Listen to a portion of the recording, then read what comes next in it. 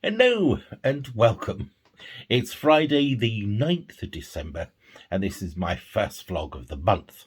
I've got my ho-ho hat on, partly to help me keep warm in these energy-saving times. Well, thank you all for your questions.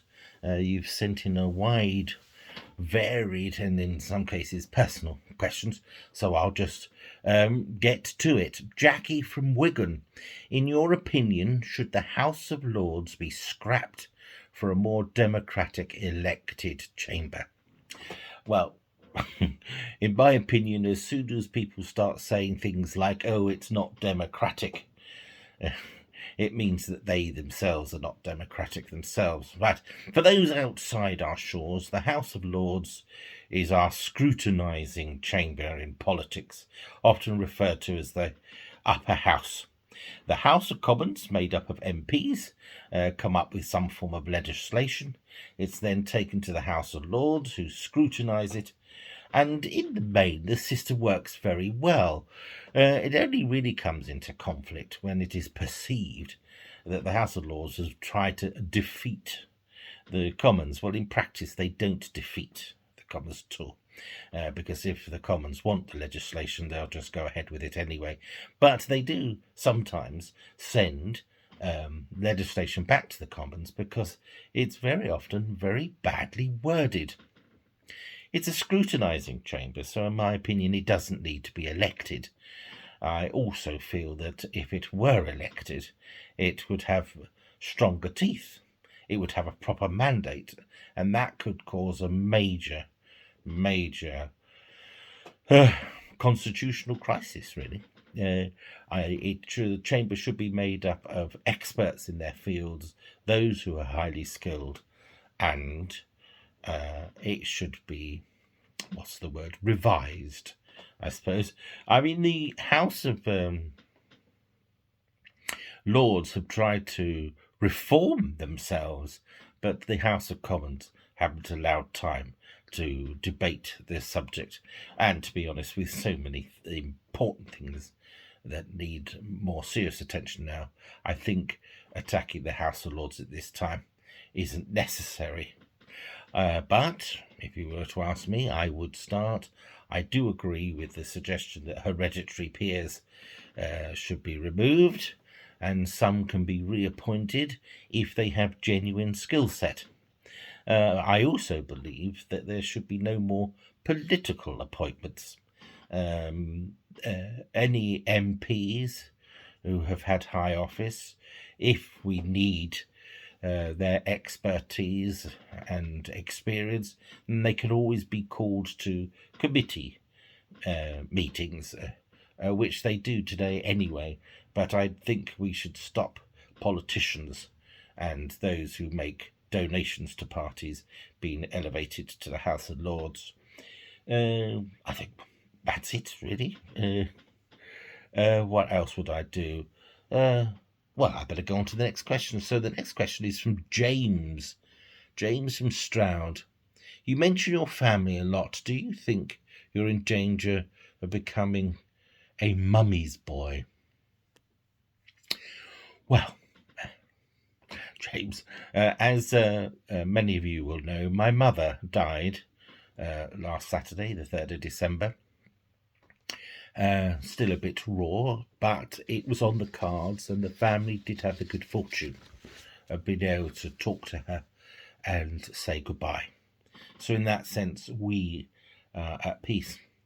I should mention that in my family, women were and still are very strong personalities, and my mother was as well a very strong personality, independent.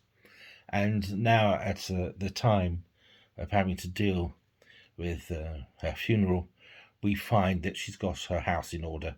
All her affairs are sorted out. There are envelopes and folders with all sorts of bits and bobs that we need. She got herself organised, which has made it easy for me because I have been appointed the person to sort everything out for her. For those who have sent good wishes and condolences, thank you very much.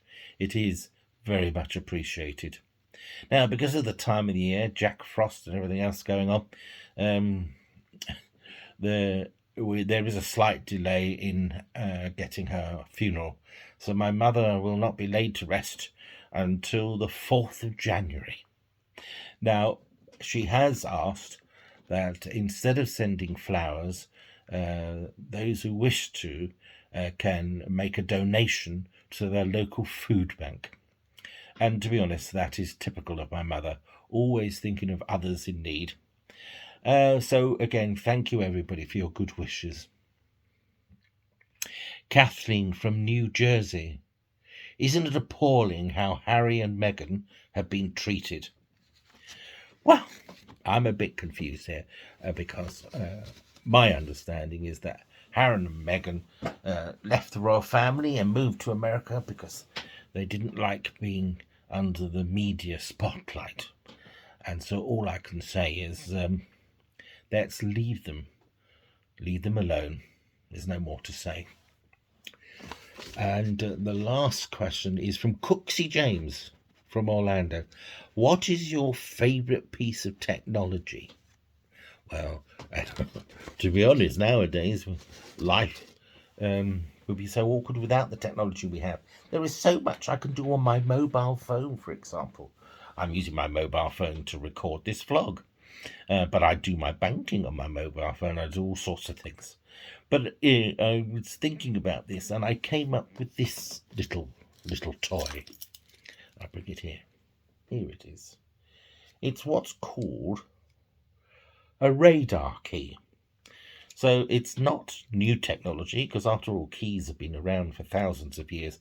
But this is a radar key, which is available to people with disabilities, so that they can use public toilets that are designated for the disabled.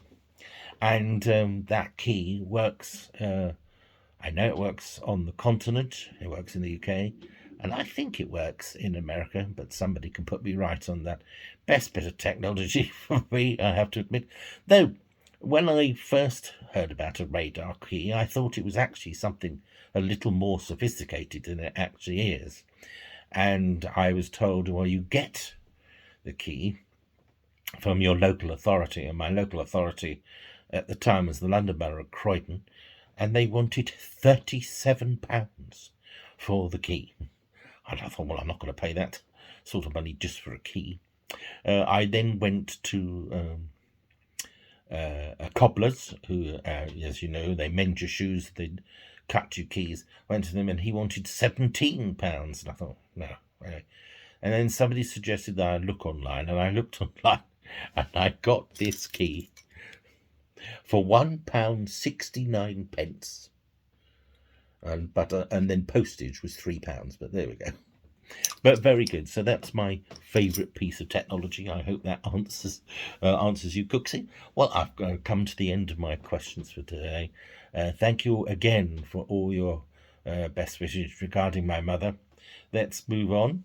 I will probably do a Christmas Day or New Year's Day vlog later in the month. So until then, toodle pip.